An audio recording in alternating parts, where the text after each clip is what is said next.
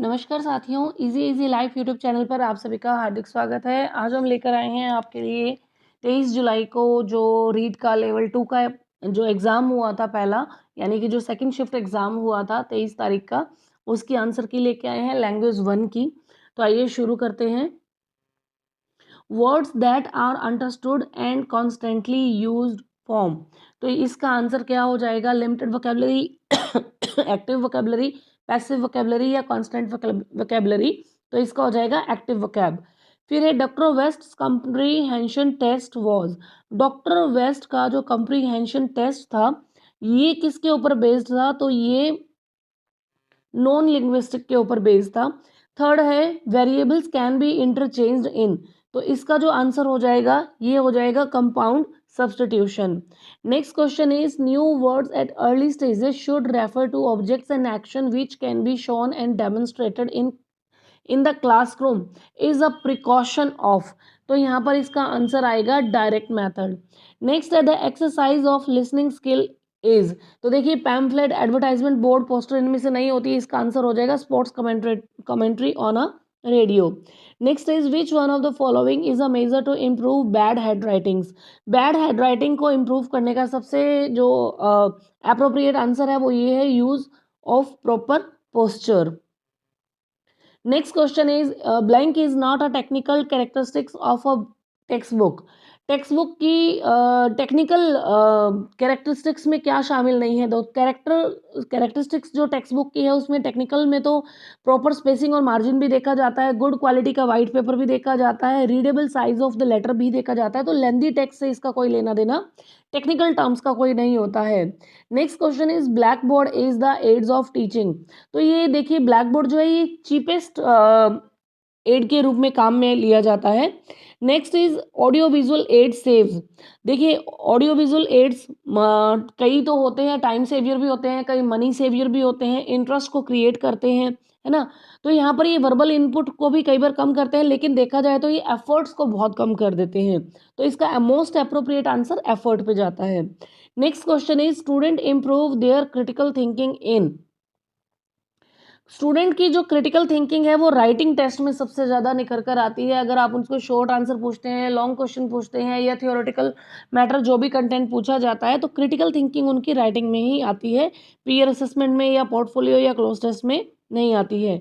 Next question है CCE is carried out in classroom. तो ये फॉर्मली इनको क्लासरूम में कैरिड आउट किया जाता है। टीचर जो है वो एक फॉर्मल वे में ही पढ़ाता है, ठीक है। अलग अलग मेथड्स को यूज़ करता है, टेक्निक्स को यूज़ करता है। जो असेसमेंट है वो फॉर्मली ही लिए जाते हैं, एफएज लिए जाते हैं, समेटिव्स लिए जाते हैं, ग्रेडिंग की जाती है। तो वो सारी CCE के एक फॉर्मल पैटर्न के अकॉर्डिंग ही किया जाता है। तो इसका आंसर हो जाएगा formally. Next is CCE is not successful in. CCE देखिए गवर्नमेंट स्कूल में भी इनिशियली वही यूज़ किया जाता है, प्राइवेट स्कूल्स में भी सेम किया जाता है, स्मॉल क्लासरूम में भी किया जा सकता है, लेकिन ओवर क्राउडेड क्लासरूम्स में इसको यूज़ नहीं किया जा सकता, सक्सेसफुल नहीं होता। For a good test in English. देखिए इसका आंसर बिल्कुल सीधा है कि कोई भी अच्छा टेस्ट अगर इंग्लिश में बनाया जाना चाहिए तो उसकी लैंग्वेज जो है वो लूसिड एंड क्लियर होनी चाहिए, अच्छे से समझ में आनी चाहिए, सिंपल होना चाहिए एकदम। फिर है नेक्स्ट है matching test is an example of. तो ये मैचिंग टेस्ट जो है वो ऑब्जेक्टिव टाइप का ही एक टाइप होता है। जैसे हम लोग अभी करते ही रहते हैं कि दो तरफ इंडेक्स बनाकर दे दी जाती है, इनको आपस में क्रॉस मैचिंग करनी होती है ना। तो इस तरह से ये मैचिंग टेस्ट जो है वो ऑब्जेक्टिव टाइप का ही एक पार्ट है।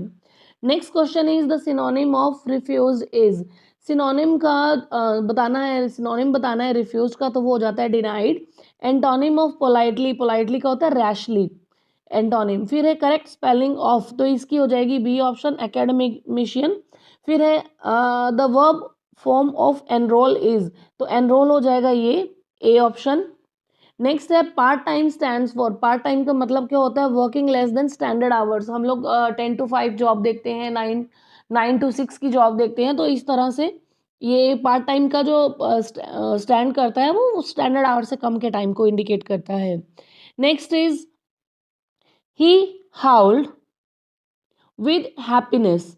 The underlined verb is in the tense, तो इसमें आ जाएगा पास्ट सिंपल में है ये, ठीक है। फिर नेक्स्ट देखिए she ran up to him and patted him through the bars. तो यहाँ पे थ्रो जो है ये हमारा preposition है। चूज द कंजंक्शन, कंजंक्शन यहाँ पर हमारा आएगा 52 में, ये आ जाएगा हमारा बट। ठीक है, जैसे हम नॉट ओनली बट ऑल्सो वगैरह यूज करते हैं, बट का भी यूज करते हैं कंपाउंड में। फिर the determiner is, the determiner यहाँ पर है, सिंपल है, ये द ही था। फिर है choose the correct comparative degree of happy, तो ये हो जाएगा happier. Next question is choose the right question for she sold all the articles for no profit. तो इसका राइट आंसर क्या हो जाएगा, did she sell all the articles for no profit.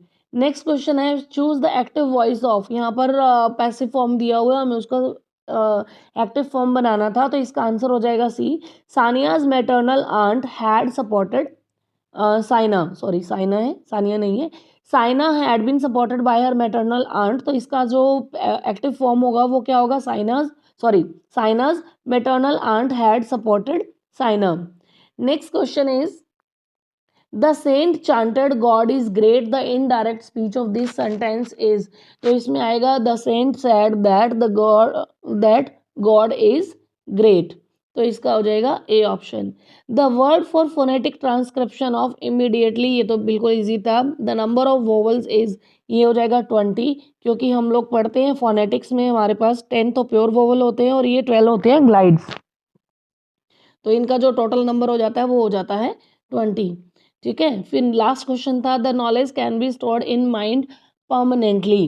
तो माइंड को जो परमानेंट करता है वो यहाँ पर करता है कॉन्क्रीटनेस। ठीक है, यहाँ पर क्या आ जाएगा, कॉन्क्रीटनेस, मूर्त ज्ञान जो हमारे माइंड में फिक्स होता है वो कॉन्क्रीटनेस है।